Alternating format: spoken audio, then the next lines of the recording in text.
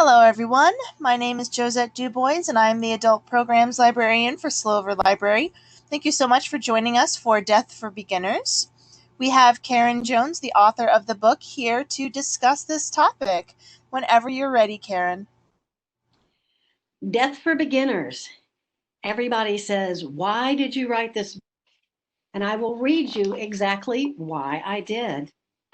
Hoping to catch the bus, 19-year-old Esther dashed across the street, only to be struck and thrown 50 yards by an oncoming pickup truck. She died 3 days later. The family was stunned and rendered helpless by the tragedy. Esther's sister, my best friend Regina, pitched in to help with the decisions. What about organ donation? Would Esther have wanted that? Who should speak at the funeral? Wait, what about the service? What should be mentioned? What needed to be left out? I wanted to help, but found myself completely useless.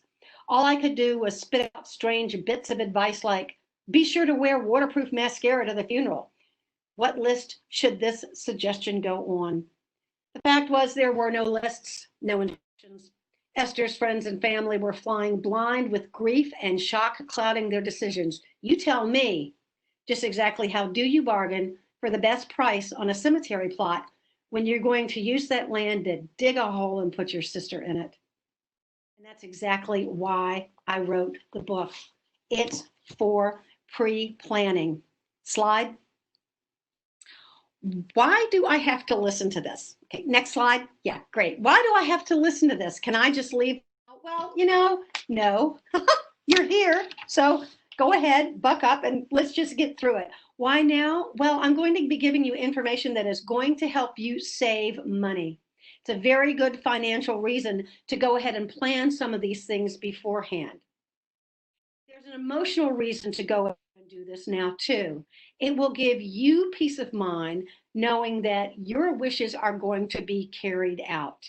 It will also give peace of mind to your family because when you die, they will go kind of brain fog and all of your wishes will be there and nobody has to fight and figure things out. The third reason is social. Again, it is very kind to your family. And you know what? You may be dead, but you still need to mind your manners. Slide. Why Death for Beginners? Well, with this book and the seminar, both the book and the seminar are going to give you a lot of information without you having to do a ton of research. I'll tell you what's available for your choices, the pros, the cons, the costs of each choice. And with Death for Beginners, when you go to the website, you can go to the chapter, you can pull up the link, and you can do your own research. So the information is given in bites, which is what I will do today, but you can go straight to the website, you can pull up the research and delve into a topic if you would like. The website also has worksheets, very extensive worksheets that you can download for free, Free. Publisher didn't like it. I said, too bad. Slide. Who needs help with planning? Slide. Everybody, but especially the baby boomers. There are a whole bunch of baby boomers from 42 to 60. They're starting to bury their parents. They're starting to bury themselves. And as Jim Morrison said, nobody here gets out alive. Slide. Who else needs help planning? Well, people who are uneasy with the topic and daunted by the research. This is a really good book and website to use and seminar to listen to if you're daunted by doing the research, you just don't want to. Anybody who's interested in saving money, the 30 to 38 million caregivers, okay, and the people who die every single day. Slide. Again, financial planning. You want to get the best bang for your buck so you can leave your money to the people that you like. An average funeral is now almost $10,000, and that's a skinny mini funeral, okay? Emotional, you gain peace of mind. And social, again, I say it all the time. You might be dead, but you still have to mind your manners. Slide. So let's get started. I'm going to go chapter by chapter through the book. If you were able to download any of the worksheets, you can feel free to use that or just take some notes, jot down some questions, and I'll do the presentation and then I'll open it up for some questions. So let's do the next slide. The first question is, what do you do with the body? Okay, slide. Chapter 1, you've got a lot of options, but it's the first thing you need to figure out is what do you want done with your body? You give your body to science, to medical schools, to body farms, I know, and there's organ donation. There are lots and lots of things for you to think about. So here's the deal.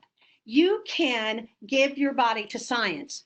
Now, if you want to donate your body, you need to make your choice ahead of time. You need to make arrangements with the body donation people ahead of time, and you need to make alternative plans. If you die of something like MRSA, C. diff, you get in a car wreck and lose a limb, they only want perfectly whole, non-diseased bodies. So while you may want your body to go to science, you also need to have an alternative like cremation or burial, just in case at the time of your death, your body is really not what they want. I know, it's nice to be wanted, but can't always happen. Now, for body donation, you have to actually call the facilities. And nowadays, you cannot say, I want my body to go to UVA or Virginia Tech or wherever. You have to just donate your body. You can do it through independent donation facilities. Okay. You can do it through medical schools, but they will also channel you through a donation process, and you also will donate with the Virginia Board of Science. Now, this is something that I have on my website that you can pull up. I have all the links, and you can figure out exactly how to give it to medical schools and how to donate your body to science. Now, you can also, instead of medical schools or donating your body to science, you can donate your body to a body farm. And on my website is a link, if you have the stomach for it, that you can go see it. But there are about 8 of them around the country now. And what they do is it's a forensic facility, and they will put your body in the trunk of a car or under a rock or in a pond or up in a tree. And they have students go out and measure decomposition and record weather conditions. So when someone, say you've got a serial killer and he's on trial, and he says, well, that happened so long ago, I was XYZ and I could have killed him. The forensic anthropologist can bring out all of the information from the body farms and say, yes, you actually did have opportunity to kill this person because of this type of decomposition. So it's kind of Cagney and Lacey Law and Order thing. And also you want to think in terms of what to do with your body about organ donation. All right. Organ donation, you need to do this ahead of time. You need to plan it ahead of time. You need to let family or friends know, because there can be some big fights in the hospital about organ donation. If your family doesn't know that's what you want to do. For organ donation, you need to let your doctor know, your attorney or whoever is doing your will know. And you also need to realize that if you donate your organs, that you will not be able to donate your entire body to medical science. So it's kind of one or the other. But there are about 67 different things that can happen when you donate your body to science. I mean, they do everything from corneas to bones to tissues to the skin on your back. It's really kind of cool. I say, chop me up for parts, and let's help everybody else. But you also want to really do your research in terms of the organ donation facilities that you use before you choose one. There are a lot of disreputable people in this field. And again, on my website, there are links to show you how to find the correct organ donation people. There is self-service. Well, I'm sorry, let's go to direct disposition. This means for you to be buried on your land and for you to do everything yourself. And that is very specific to where you live. You may be able to do it in rural Virginia or North Carolina. You sure can't do it in Virginia Beach. So you will check with your medical examiner, no matter what part of the country you are from, to see if you can bury someone, dispose of the body on your property. And self-service is the same thing. You can actually take a body from the hospital yourself, put it in your car or whatever, and transport the body to wherever. You can do that. It will save money, but most people don't want to do it. Most people want to go with traditional care. And traditional care is where somebody else takes care of absolutely everything. And you want to do this if you're having a traditional funeral service. Traditional care is very easy on everybody left behind because somebody else is actually doing the handling.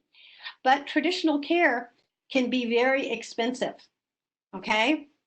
You'll have to pay a fee for the removal of the body from the place of death, a container for the transfer of the body, filing necessary legal papers. It's pretty expensive, but it's what most people do. And cryonics, well, you can always have your body frozen. You can for about $150,000. You can have your body frozen, and then when they find a cure for your disease, they'll freeze it, and hopefully you'll be okay. But they do run specials for $80,000. You can have just your head frozen. So I was always thinking I could have my head frozen and then get like a body like Angelina Jolie, but I don't know if that option is available yet, but that would be the only option that I would really want to be available. So these are the different things that you can do with your body, but you need to go ahead and decide what you want to do with it, because if you do want to give your body to science, you have to make extra plans and things like this. So that's one of the first things you can do. And all these questions are on those worksheets that you can download from my website for free, so you can start jotting this stuff down. Slide. Good to know. Have a backup plan in case donation is more and more people are choosing the self-help method. In most states, you do not need the services of a funeral director. Organ donation does not preclude a viewing. You can have a perfectly fine viewing, and then, say you've donated some bone, or say you've donated your heart or whatever. The funeral guys are great. They can make you look terrific. You can donate those organs, and then they can just put everything back together and you'll look just fine. Direct disposition, where they take the body from where it is dead to the funeral home and then put it in the ground, that is the most cost effective option. And again, with cryonics, you can put your head. Okay, next slide. The next one, let's take a look at now that you know what you think you want done with your body. You're going to donate it. Maybe you want to bury it. Maybe you want to cremate it. Maybe you're not sure. Let's take a look at slip sliding into the ground. This will be burial. Next. Now, this is our idea of a traditional grave, which this is Elvis's grave in Memphis, Tennessee. It's just really pretty. Next. You can also have the option of a green burial. We will talk about this. This is the White Eagle Memorial Preserve in Washington. Next slide. You can also have a home burial.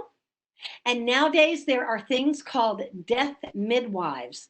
And that's a really interesting thing. These are people whose services you can get, and they will take you through the entire process, and you don't have to do anything at all, which some people really like to do. Next slide.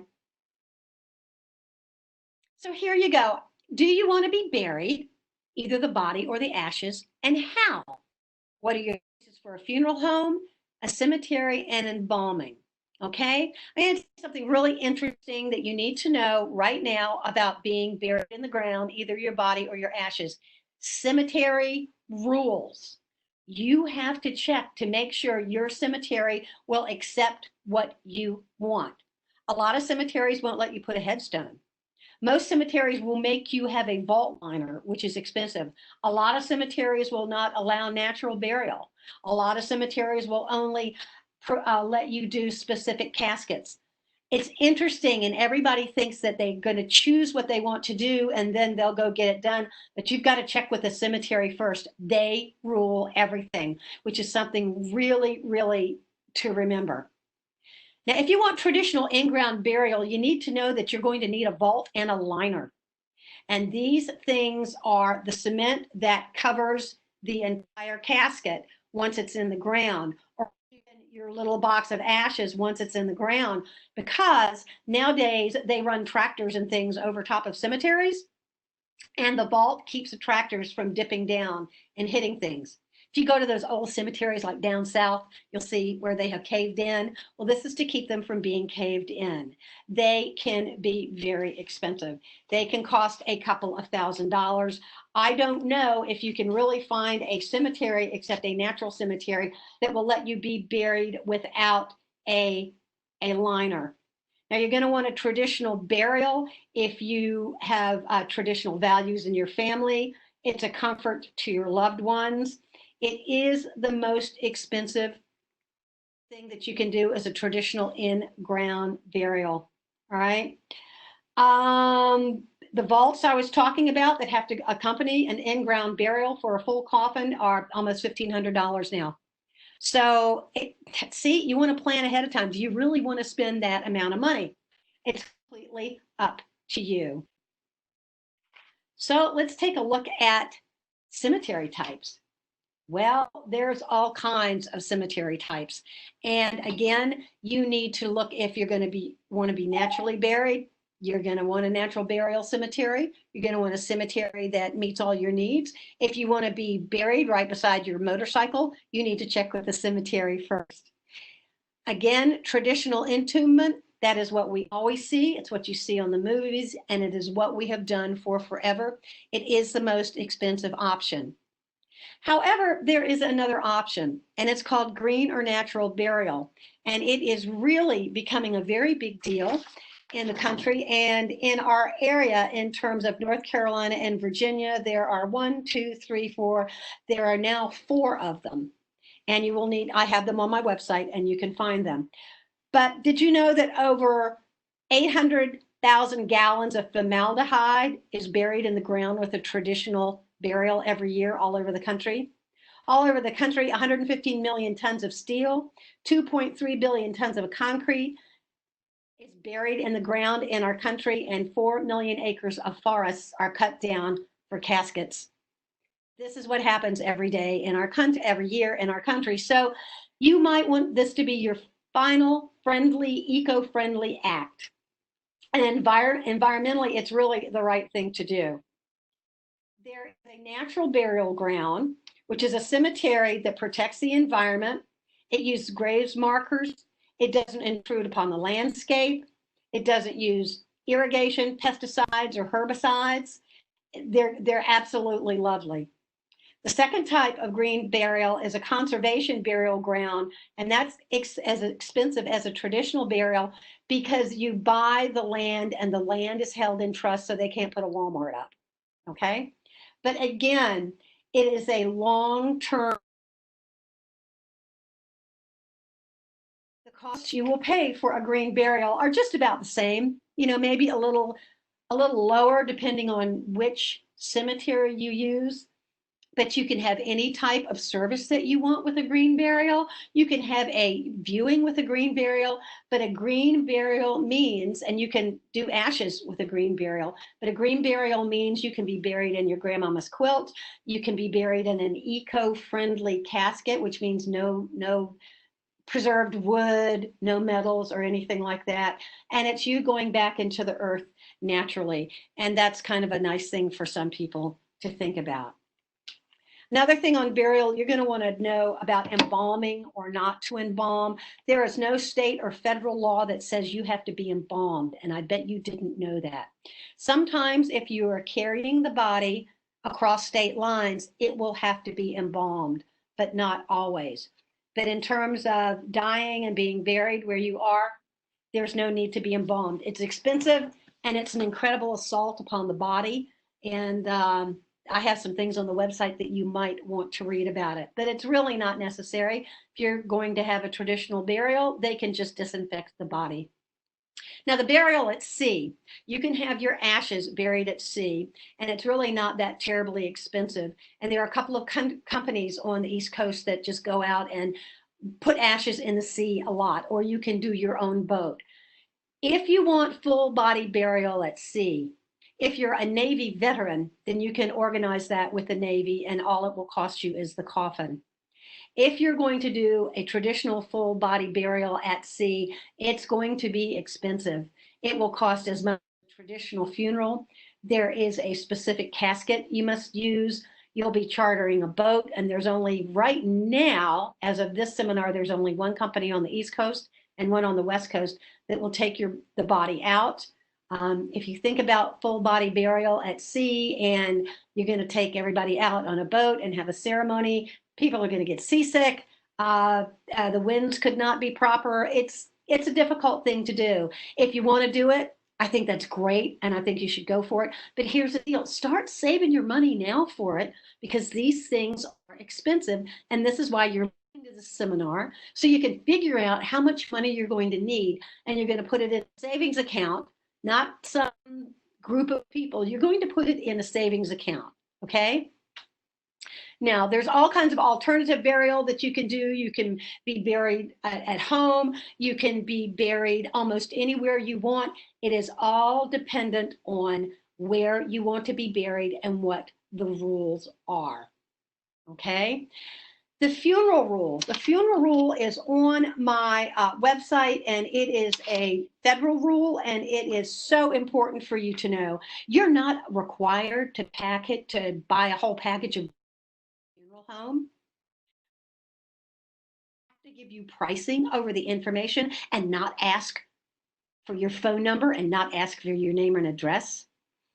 Funeral homes have to give you an itemized list of all services and merchandise. Okay? No federal law requires embalming. Again, that's a big one. You need to read the funeral rule, because you will realize that a lot of things people are throwing at you, you don't need. And here's the deal. I love funeral directors. Many of them are called to do this because it's their calling in life, like you're a preacher or you're a teacher. But just like any business, there are some unscrupulous people. And that is why you need to check the federal funeral law in order to make sure that you're only doing what needs to be done and not lining anybody's pockets. Some people talk about pre-need, and they join these groups and they go ahead and they do a pre-need group. I suggest not. One thing, what if you join a group, a burial group, and for Virginia, and you die and you don't want to be buried in Virginia anymore, you want to be buried in Dallas where the rest of your family is. You can buy burial plots on eBay for $500, and those plots are for sale for, you originally bought them for $5,000. Funeral places will not buy back your contracts, and funeral homes and cemeteries will not buy back the plot that you have purchased. I know I'm trying to sell 3 of them right now for my mother and her sisters. So in terms of pre-need, instead of signing up to someone, make yourself a little savings account and put the money in there.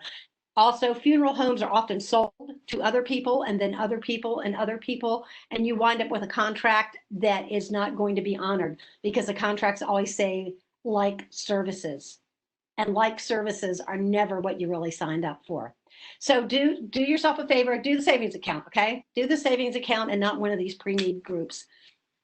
All right, on my how to choose a funeral home.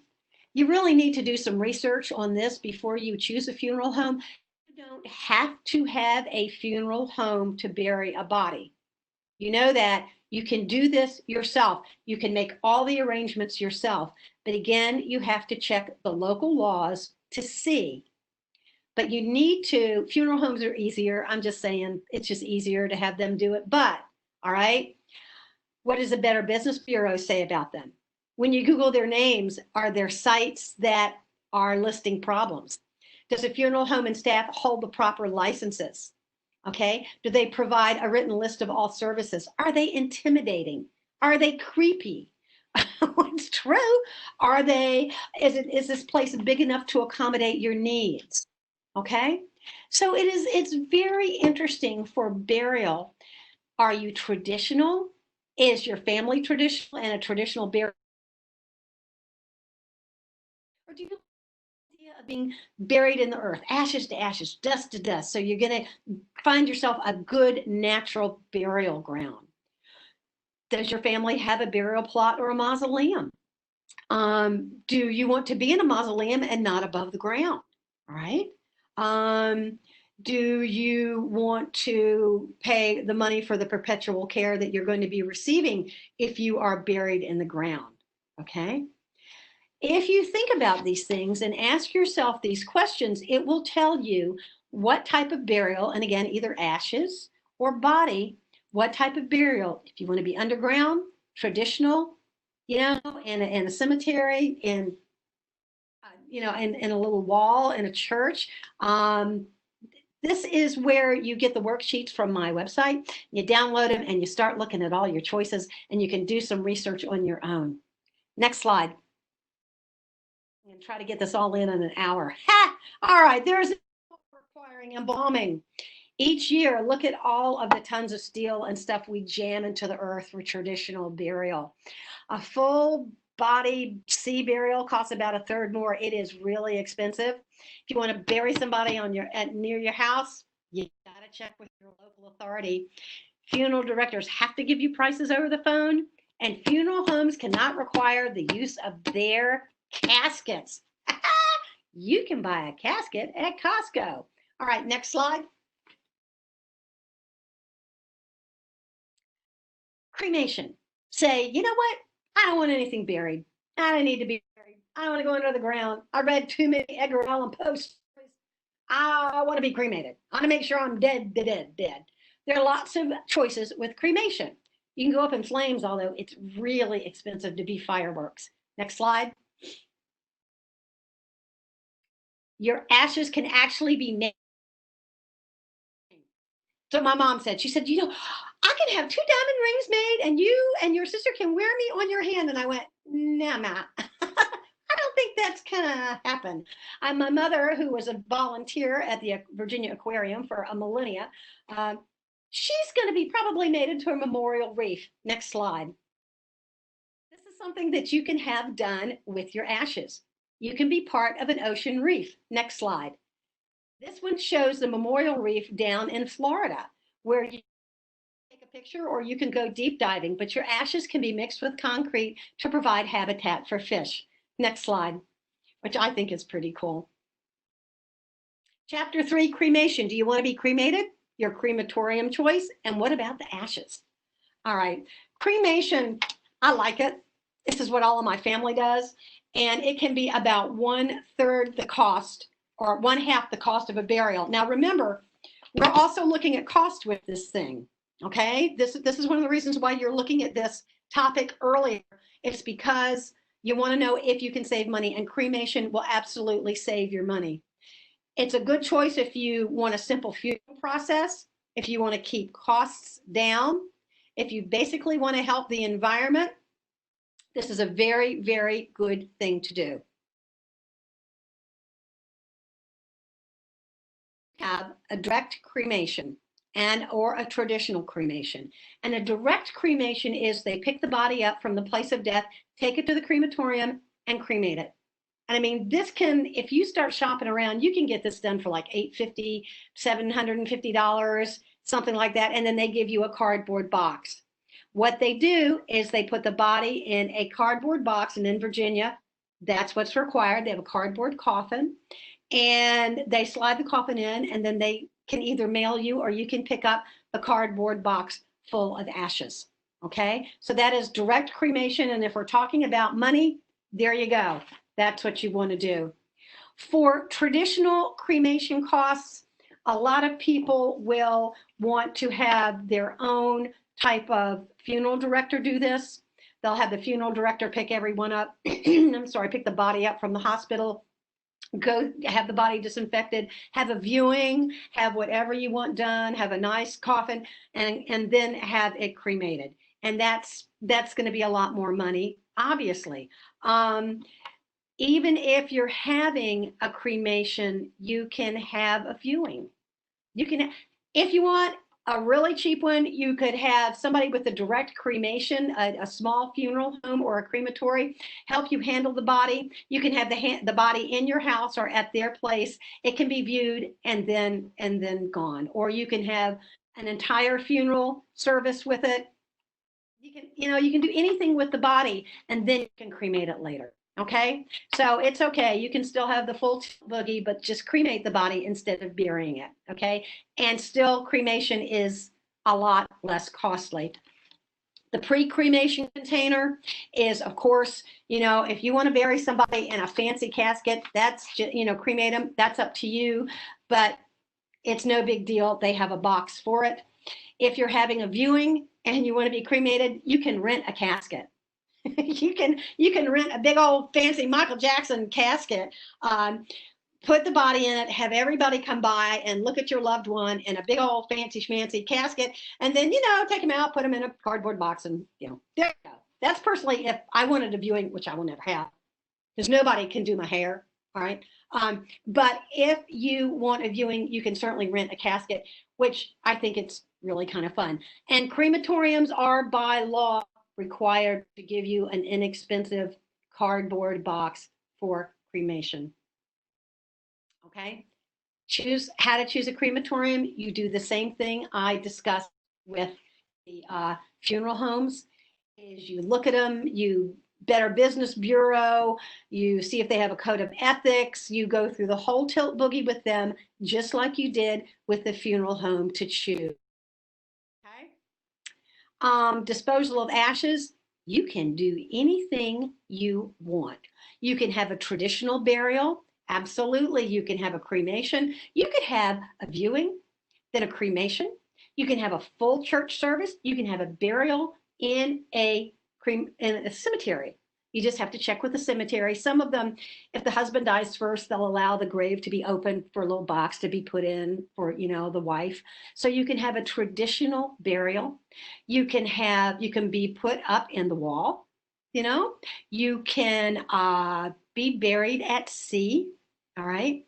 Like I said, there are two services, one on the East Coast, one on the West Coast, that traditionally every month they just take out ashes and put them in the sea, or you can do it themselves.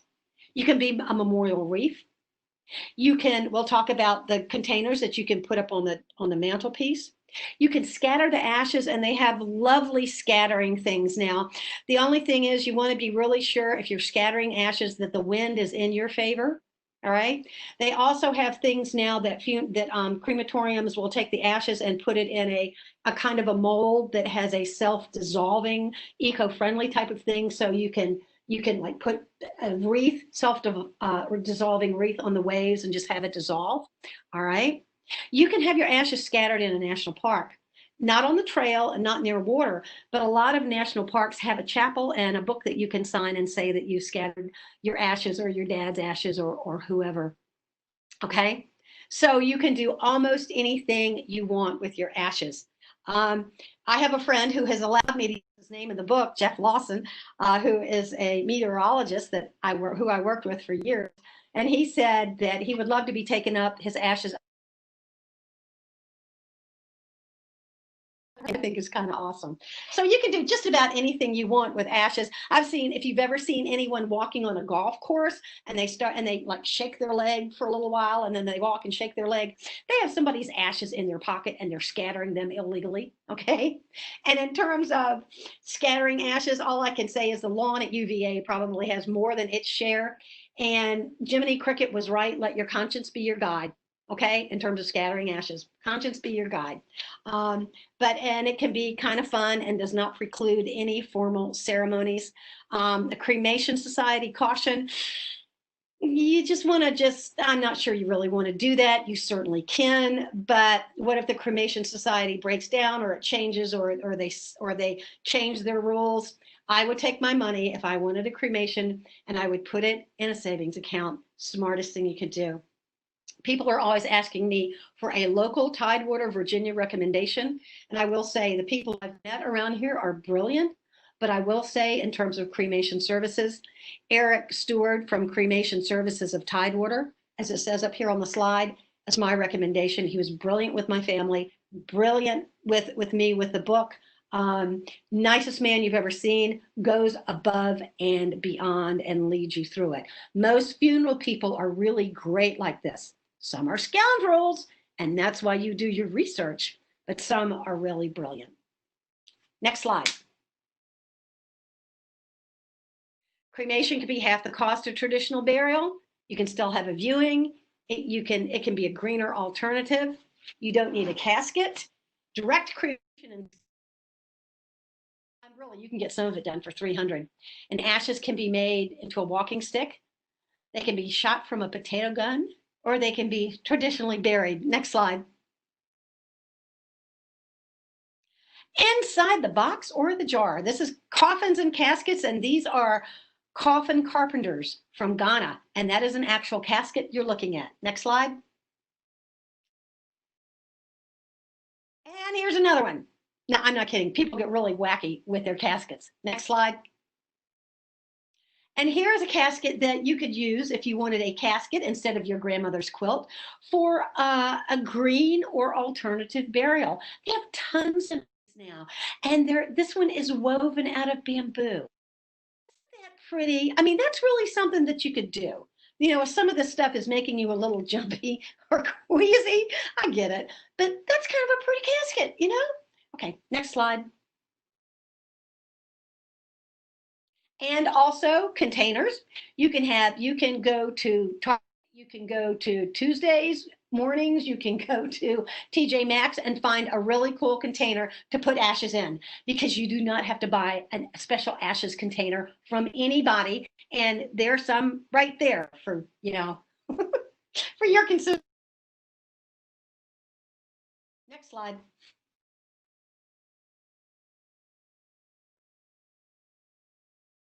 Chapter 4, caskets and urns. What type of casket or urn do you want? You know, you can buy a casket at Costco and Walmart. You absolutely can. And you can have it shipped in, even out of state, and the funeral home must accept that casket, and they may not charge you a price for receiving the casket or inspecting the casket. That's why you read the funeral rule and you look at the website. People have paid funeral homes to receive a casket. Oh, please, you opened the door. Give me a break. All right? That's illegal. They can't do that.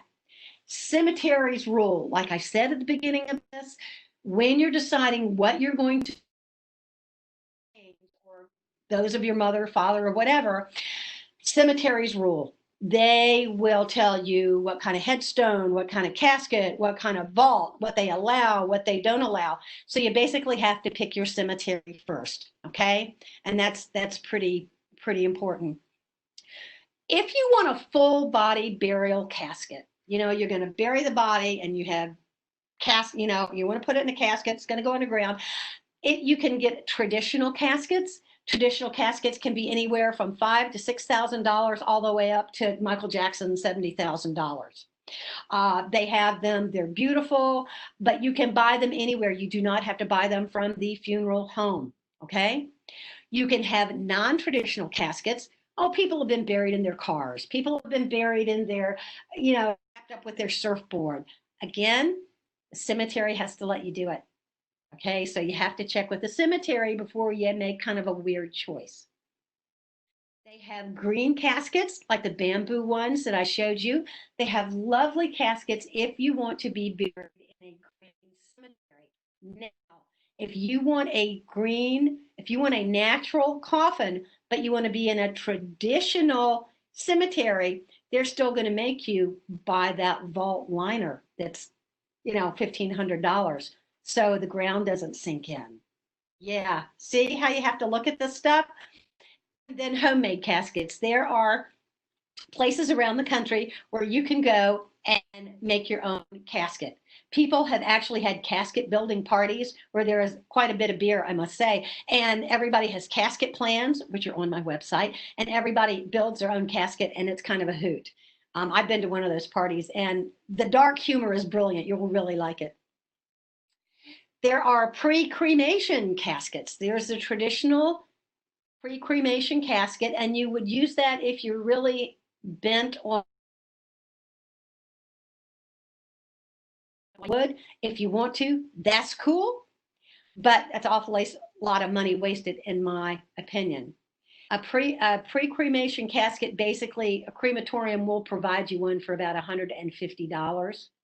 You can also have an alternative or handmade pre-cremation casket, but again, I don't know why you would go to that expense or trouble if you're going to be cremated. That's just me. All right. Post cremation containers, urns. Urns are very cool. But here's what I want to tell you about an urn. If you're going to be in an urn and put on somebody's mantelpiece, will you please leave instructions for what's going to happen like 100 years down the road? So many people inherit urns of Uncle Joe Schmo, and they have no even idea who he was, and they don't know what to do with the ashes.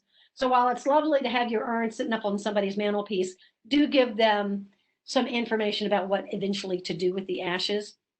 You can buy a traditional urn. You can buy the coolest urns. All you have to do is Google urns on Google, and it's just brilliant the stuff you can have. Like I said, you can go to Target and buy a container as an urn. You can have a non-traditional one. If you're going to be buried green, you're going to need a green urn. Okay. And you can also do beautiful homemade urns. When my husband's mother died, a really good friend of his did a beautiful cherry wood urn, and that was buried in the ground, but still it made my husband feel really good. And that's what this burial thing is all about. It's making you feel good. It's making you feel okay. It's making your loved ones feel like they're doing what you wanted them to do. It's saving everybody a bunch of worry. And it's really important that you look at this. You do not have to buy the book. You want to buy the book, that's cool. You don't have to buy the book. You do have to go to the website, deathforbeginners.com, which will be up on all the slides. And you do go ahead and download and print out those worksheets for free. It will get you started. And some people say, what if I change my mind? And it's like, do what we always used to do when I was doing the weather on Channel 13. It's, when daylight savings time changes, you tell everybody to check the batteries in their fire alarm, and then you go and you check over all your plans to make sure you still want to do it. Slide. Again, you can buy a casket on the internet or from like Costco. You can buy coffin kits and build your own. You do not have to be buried in a casket. It's up to the cemetery, but truly, you do not have to be buried in a casket. Cemeteries can and usually do require a vault, even for the urns, okay? And green urns are used for sea burials, or they're used for net burials in a woodland. Next slide. It's my party. Okay, we're going to rock through this because we're running out of time, but that's cool. You can have any kind of celebration or party that you want. Next slide. Here's an alternative ceremony up at the White Eagle Memorial Preserve, which is really cool. And I'll probably wind up having some kind of like old hippie thing like this because I think it's a lot of fun. Next slide. Service and reception. You need to decide the type of service and where. And your eulogy. You want to think about your eulogy too. And how much funds they're going to be at that reception. So start thinking about the type of service. Do you want a traditional full tilt boogie service, which is cool? That's what we have for my dad. Do you want to just have a memorial service without the body and just, people give speeches and then that's fine? Do you want to have a committal service where the only thing people do is just come to the gravesite? Okay. Or do you want to have some crazy, fun alternative service, ashes scattered into the ocean, party, that's your service? Think about the type of service that you want to have that fits who you were and maybe what your family can stand, okay? Your cemetery is to be considered when you're thinking about a committal service or something like that. They may not like tons of people there. Think about your format. Is it going to be religious, non-religious, family gathering, private? Okay, you're going to want to think about what kind of service do you really want, all right? The eulogy, all right, make your own eulogy. We don't have time to do this now, but you might want to, after this is over, stop and give yourself a few minutes and think about your eulogy. How do you want to be remembered? I want to be remembered as a teacher. My mother wants to be remembered as a volunteer, and the eulogy should be wrapped around that. Okay? Think about how you want to be remembered and jot down things that you want mentioned in your eulogy, not necessarily that night in Tijuana 20 years ago. Might want that one left out of the eulogy, jot that down too. But for your eulogy, jot down how you want to be remembered and the things that you want mentioned. Okay? Do you want to have a visitation? Think about it. Do you want people to come visit? And in the worksheets that you will be downloading from my website, it has everything, every single choice you're going to make for visitation. Flowers, videos, it has all kinds of things to get you thinking. Do you want to have a viewing? I'll never have a viewing. Nobody can do my hair or makeup. That's just it. I don't want anybody looking at me. All right, but you want to let people know. I mean, what if you don't want a viewing and they like put you on display? Do you want to wake? Wakes are fun. Wakes are really fun. Your reception. When are you going to have it? Before or after? Where's it going to be? How much would that cost? What type of reception? I have a friend who was a rock and roll gal, and she was a disc jockey on a radio station. She had a traditional funeral service, and her reception was rock and roll. So she got to make her family happy, and then she got to make all of her friends happy. So you can definitely mix and match, but these are the things that I want you to start thinking about now. And also, quickly, I want to mention living funerals. More and more people with a terminal diagnosis, such as cancer, are having a funeral before they die. I've been to one, and it's a hoot. We had one for a friend of mine, and she died a week later, but she said, I want everybody to say the cool stuff while I'm here. And it was sad and wonderful and brilliant. So for people with a terminal diagnosis, that's something you might want to think about. Slide. Good to know. For your viewing, you can now have plastic surgery. I'm not kidding you. Plastic surgeons are now fixing people up for their viewing. You can rent a fancy pants casket for a viewing or a visitation, and then, put somebody in a cardboard box or whatever. Okay, I think that's a great idea. Alternative services are becoming the norm. The traditional church service is kind of on the way out, but that's okay. And all kinds of alternative services with people doing different things and people dancing and singing. It's just brilliant. You can do anything you want to do, and I think it's terrific. And you really should start writing your eulogy now, or exactly what you want in your eulogy. Receptions and services are now held almost anywhere and everywhere. You can hold a full service at one venue like my rock and roll gal and a memorial service at the other. But the point is to look at the worksheets, figure out what you want, figure out how much it will cost, and then, have it done. Okay, next slide. Here's what everyone needs to know once you've died. Next slide. Your obituary, memorial markers. Who do you want to notify? Who do you want in or out of your obituary? Memorial markers. Again, go to the website, skim through it, download the worksheets, and you'll see all your choices. You want your obituary to say what you want. I mean, my husband had command of squadrons and ships and you name it. And I said, oh, help. What do you want in? What do you want out? I have no clue. So you're going to want to make a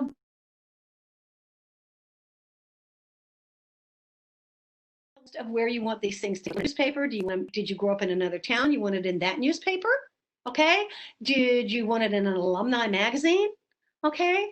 You want to make a list of people to contact after you die. You can even send emails after your death, which is bizarre, but I might actually do that. That's on the website, how to do that. You want to make a list of who to contact first, who to contact second, who to contact third. If you're going to have a memorial marker at your gravesite, what are you going to have? What are you going to have said on it? And your memorial marker and what is printed on it, totally up to the cemetery.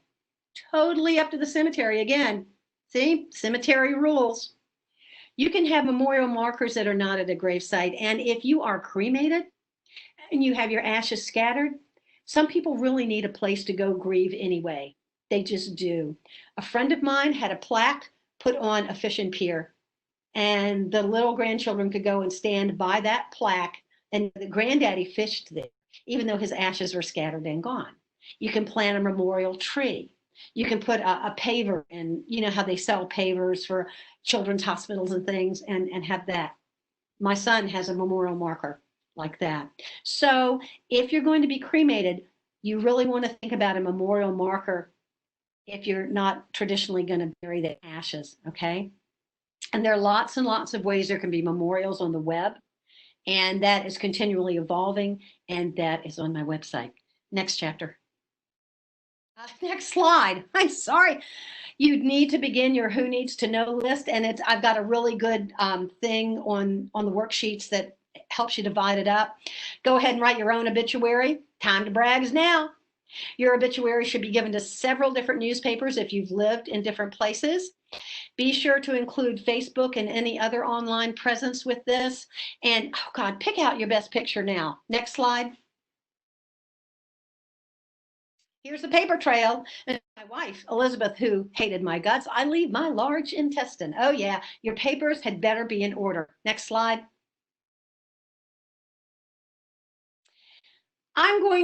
We are beginning to run out a little bit of time. So I am just going to read this.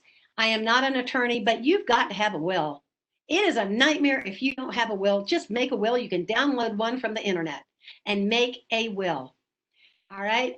In my book and on the website, we talk about heirs and beneficiaries and the different types, how you want to sign, have an executor sign up, the dreaded divide. I've never seen, you don't know anybody till somebody died and you're inheriting. You don't know somebody until you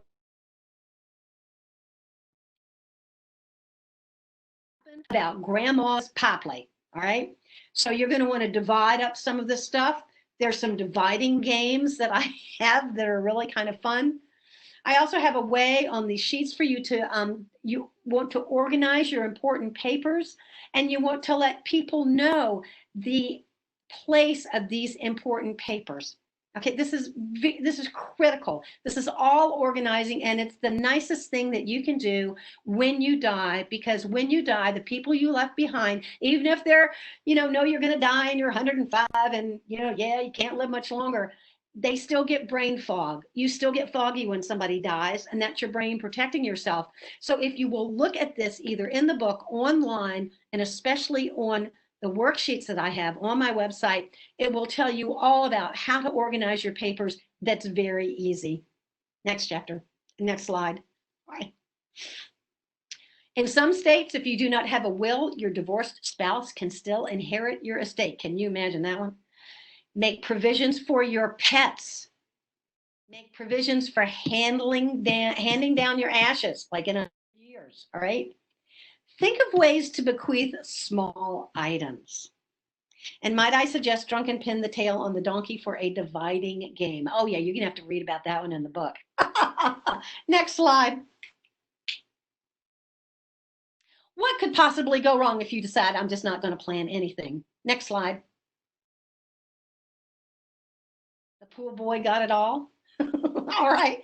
You don't want any big surprises, and either do your heirs. There's nothing worse than somebody dying and then realize that the will wasn't right, or the pool boy forged the will. Okay. Next slide.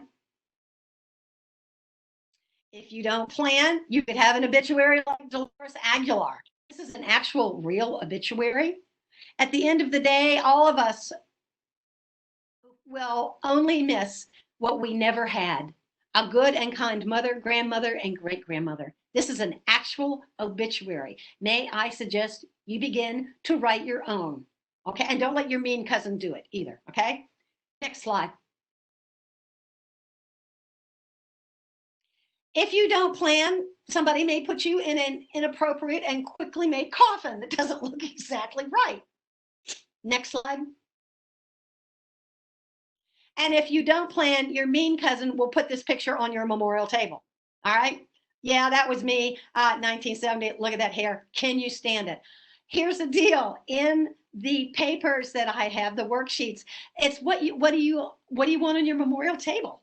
Everybody has a memorial table, even if you're going to scatter ashes or something like that. You're going to want to put down things you really want on that memorial table. And honey, as all I'm telling you is this picture is not going to be on mine. Next slide.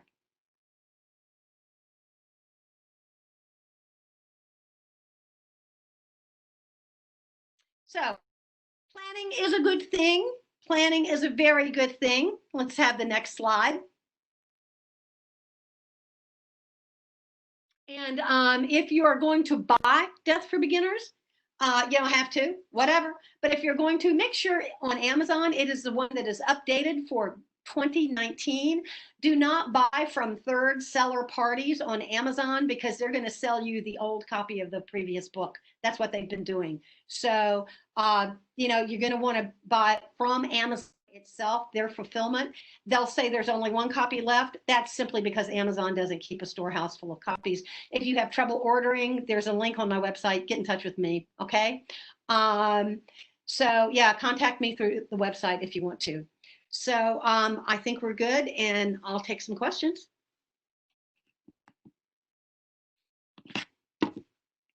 I have is what? I'm sorry. Go ahead. Can I ask a question? Yeah. What is the age limit for donating bodies or body parts? None. There is no age limit whatsoever. If your body, no matter how old you are, is in good working order and you've got your parts and you're not dying of a disease like COVID or MRSA or something like that, you can donate your body. As a matter of fact, medical schools sometimes really like bodies that are older because then they can see the process that bodies go through. And it's the same thing with organ donation. My aunt was, I think she was in her 80s, and her eyes were brilliant. They were absolutely perfect, and she donated them, and somebody's got them. So there's no age limit. There's only a disease limit. Thank you. Mm-hmm. What else? That's it. That was it. I know this is fast. Are you thinking about donating your body? It's a possibility. I'm thinking more about cremation, but donating my body is, my conscience at work. Yeah, well, I didn't know if I was too old. No, you're not too old, but if you don't want to do a full body thing, you can always donate whatever organs are appropriate, that are still working and like hanging in there. And even Mama wants to. I'm like, Ma, you're 97. I'm not thinking that's working. But whatever you have, you can just say, whatever you can take, please use, and then you can be cremated. Thank you. Very easy to do. Thank you. Okay. But I just want to say you need to let your family know that this is what you want, because sometimes if you die in the hospital and then they say, well, she's going to donate this and that, the family just flips out. So you're going to want to, you're going to want. I got a power of attorney who's going to take care of the details, because my son. It's not going to be him. Oh yeah, tell me about it. But do go ahead, if you can somehow get the worksheets or whatever, have somebody download them for you if you're not really computer savvy, and you'll be able to give your power of attorney some more choices that you might want. Say, what you want in your obituary and things like that, because obituaries are kind of important. Okay. Thank you. Thank you very much. You're welcome. Karen, I'll ask you a question. Go. Is it correct that you can donate any part of your body that they'll take and then have the rest of it go to the body farm? No, the body farm only wants full bodies. Okay. Yeah, if you're going to donate your full body, either for medical science, it has to be a full body, and it has to be a full body for the body farm. Darn. I know, the body farm is, if you can stand watching that video, it's really cool. But it's just amazing. It's very interesting. Yeah, they have about 8 of them scattered all around the country, and one on the high plains and high mesa desert, and another down in Louisiana. And it's just, and their students go out I think it's 3 times a day, and do all kinds of decomp in different situations, and they use it in court cases. It's really cool. But then they wouldn't mind if you died of a disease then, right?